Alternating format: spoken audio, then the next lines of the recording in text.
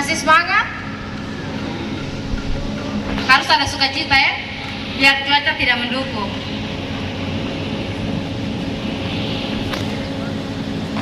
Saya akan memperkenalkan nama saya. Perkenalkan, nama saya Amanda. Umur saya 31 tahun.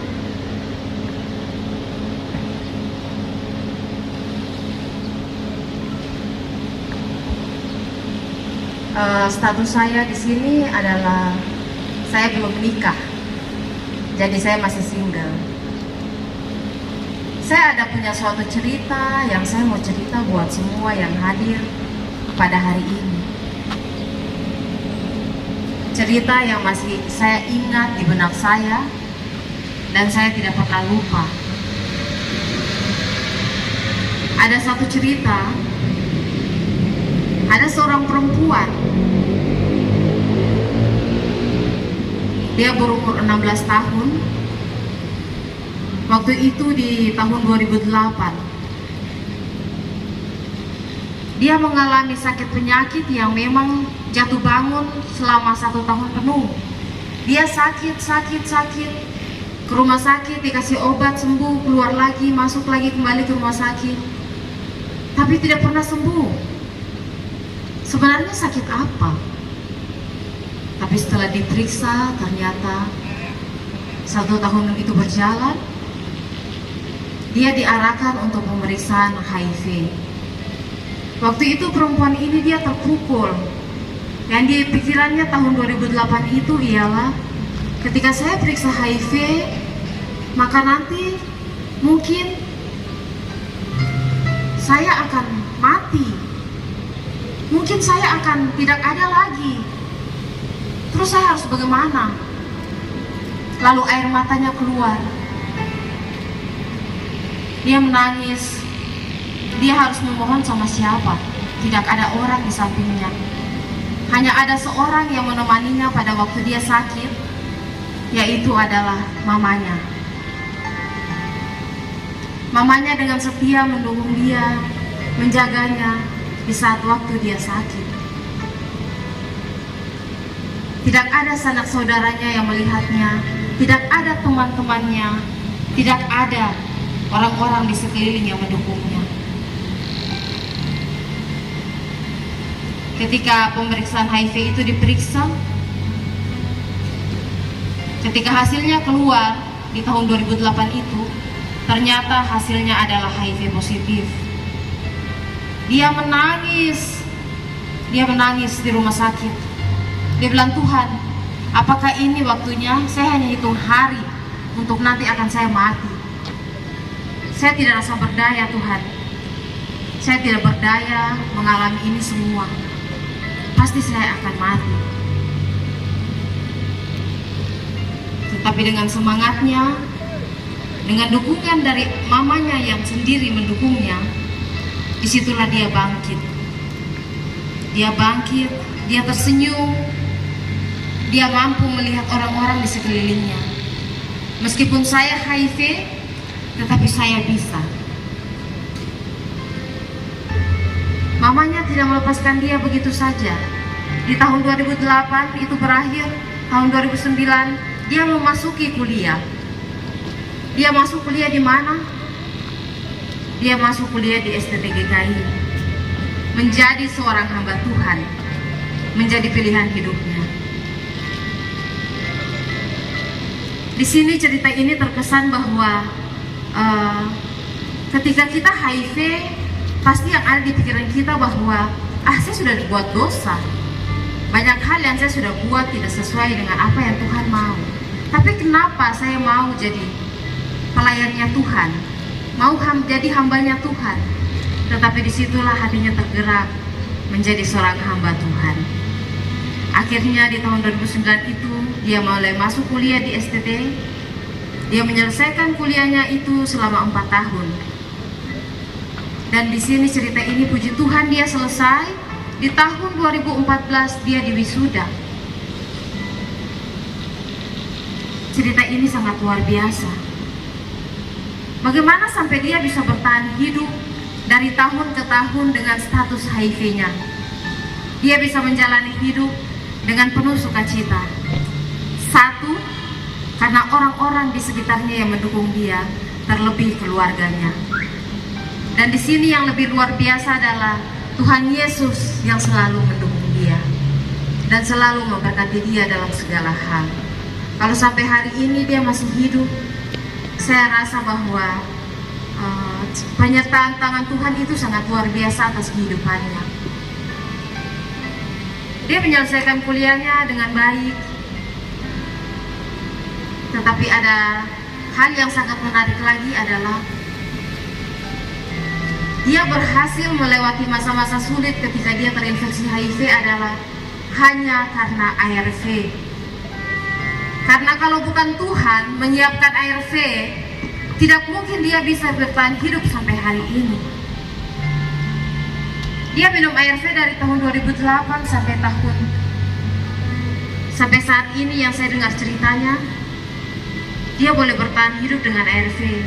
Dia tidak pernah minum ramu-ramuan, obat-obatan yang bilang bisa menyembuhkan HIV, tetapi dia minum ARV. ARV itu obat yang orang dengan HIV minum, tetapi dia tidak bisa menyembuhkan virusnya, tetapi bisa menekan virus itu dia bertumbuh di dalam darah. Jadi saya merasa anak perempuan ini punya sukacita dan semangat yang luar biasa. Kalau 14 tahun, dari tahun 2008 sampai 2021 dia masih bisa hidup dengan ARV. Terlebih lagi Tuhan selalu ada menopang dia. Di sini saya rasa bahwa ARV Tuhan siapkan untuk tanah Papua, terlebih kota Jayapura, untuk teman-teman yang terinfeksi HIV. Terkadang kita berpikir, saya HIV, saya ingin cepat sembuh, tetapi saya harus minum obat apa? Apakah saya harus ke dukun? Apakah saya harus ke pendeta, nanti pendeta berdoa air? Tidak. Tetapi ARV, antiretroviral virus, obat yang bisa menekan virus itu berkembang di dalam darah. Di sini saya bersyukur mendengar banyak cerita ini dari teman perempuan ini. Di sini saya tahu bahwa dan percaya tidak ada obat lain.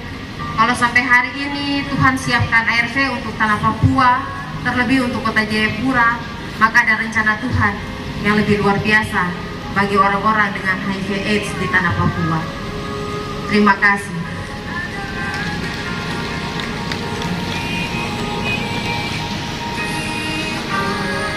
Bapak Ibu, kita berikan aplaus dulu untuk teman kita Amanda. Terima kasih Amanda. Cerita yang menarik dari Amanda, dan ada beberapa hal yang kita bisa pelajari dari cerita Amanda. Yang pertama, ketika seseorang telah dinyatakan HIV, itu bukan akhir dari segala-galanya. HIV bukan ujung dari kehidupan kita, tetapi mari kita berbuat yang baik supaya kehidupan kita menjadi lebih baik. Yang kedua, pelajaran yang kedua yang saya dapat dari cerita Amanda, bahwa ketika dia HIV, dia sangat didukung oleh keluarganya, terutama ibunya. Ya, dukungan keluarga itu akan lebih berarti. Ketika kita bisa menerima Amanda dalam cerita Amanda tadi dalam keluarganya, itu merupakan suatu hal, dan itu juga sudah merupakan obat untuk kekuatan teman-teman yang HIV positif. Yang ketiga, mengapa sekarang ini banyak sekali teman-teman ini seperti tersingkirkan? Kita masih mencap orang yang HIV sebagai orang-orang yang punya perilaku yang buruk. Tidak semuanya, ya. Masih banyak orang yang HIV. Kita ambil contoh bayi yang baru lahir, ternyata dia HIV. Siapa? Dia bukan punya perilaku yang buruk. Tetapi mari kita coba membuang stigma buruk terhadap teman-teman yang terinfeksi HIV. Yang ketiga, orang dengan HIV bisa hidup lebih sehat, tetap produktif. Dengan apa? Dia menjaga kesehatannya, kemudian dia juga mengkonsumsi obat antiretroviral. obat ini memang belum menyembuhkan, tetapi dia bisa membuat hidup kita lebih sehat, bisa menjadi lebih produktif, dan dia bisa bekerja seperti orang biasa. Ini beberapa pelajaran yang kita bisa ambil dari teman cerita Amanda tadi, yang bisa memotivasi kita untuk lebih mendukung lagi teman-teman yang terinfeksi HIV. Ketika kita merangkul mereka, dengan sendirinya kita akan membantu untuk menanggulangi penularan HIV yang lebih lanjut. Ini beberapa catatan yang bisa kita ambil dari cerita teman kita Amanda. Mungkin Dr. Indang bisa menambahkan. Satu di antara mereka 7.111 yang eksis sampai hari ini mengkonsumsi ARV dengan jumlah virus tidak terdeteksi. Saudara-saudara kita yang ada di pegunungan sana, mereka pun sangat-sangat kuat dan solid mengkonsumsi ARV karena ARV disediakan oleh pemerintah gratis. Sekali lagi, ARV disiapkan oleh pemerintah secara gratis. Saya mengajak saudara-saudaraku yang ada di Papua, Papua, torang bisa. Papua, torang bisa.